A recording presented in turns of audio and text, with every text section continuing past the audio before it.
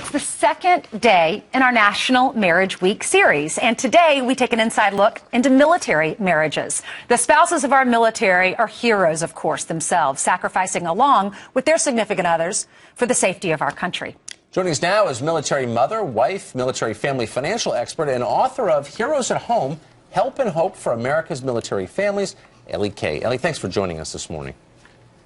Well, thank you. It's really great to be with you today. So marriage seems of, maybe even greater importance in families where one spouse is abroad fighting America's wars, but it also seems like it presents a whole range of different challenges, and maybe it's harder for military families sometimes to stay together. Is that true?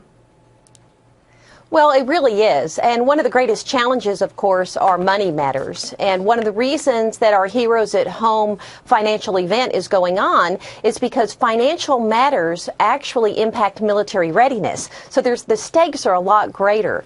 And as we're going out for the next 6 months or so, we're going to be going to Air Force bases in partnership with our friends over at USAA, and we're going to be giving the word about military readiness and the impact that it has in terms of financial readiness as well. Okay, so break that down for us, that military readiness, if you don't have your financial house and home, maybe you don't have your financial base in order, then you might have a wrong military base in order. How does this work? Well, the way it works is fairly simple and straightforward, and that is that if you can't have your finances in order, then sometimes that impacts your ability to have a security clearance, and that can be revoked. What are some of the biggest issues that military marriages face? Well, it's really hard to handle some of the issues, for example, finances, when you're separated. And so one of the things that I advocate is to make really good use of some of the technology that is available. Right now, I'm getting all kinds of questions in my inbox about W-2s that are arriving. My spouse is stationed somewhere else. They're in training somewhere else. How do we handle that? And one of the recommendations that I've been making is the free federal option over at Tax Act, where you can file simple and complex forms. And what I like about things like that is that the military member can start it, they can select save, and then as the W-2s and the 1099s come in, then the spouse can update the information, because it's important to have a clearinghouse of sorts, a comprehensive place where both the spouse and that military member can be on the same sheet of music. And of course, for military members that are filing state returns, there's a discount available for that as well. So it's important to make sure that you're doing things together as much as possible, even though you may be separated. Do you think the service itself, the different branches of the Pentagon, do enough to help families?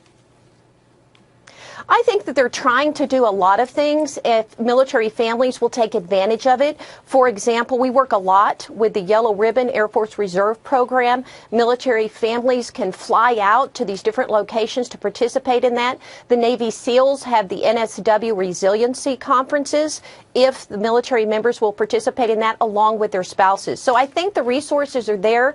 It's that sometimes military families don't always take advantage of those. I'm curious about just marriage at the center of these relationships when you have military men and women serving overseas. How important is it to connect with the families? How important is marriage to those couples? Well, I think it's very significant. That is their support base. And one of the things that I encourage these, especially millennial spouses, is to watch what they're doing on social media. Because if they're posting things on Facebook or they're tweeting them or even Instagram, and some of those things may concern their spouse, then that spouse can get distracted. And when there's distractions, there can be accidents. And when there's accidents, there can be loss of life. So that is how significant it is for spouses to be able to hold it together while their military member is deployed in harm's way. And then what I say is when they come home, they get to change the poopy diapers, you get to go for a mani-pedi, and life is good again. But while they're over there, it's important to hold it together and just support them. Ellie, thank you for your service, and you are a hero as well. And we really appreciate the sacrifices that you and your family have made. We saw the movie American Sniper and got a glimpse as to what it's really like for a military family. And we're proud of you. Thank you. Thank you, Ainsley. Thanks. Appreciate it. Thank you.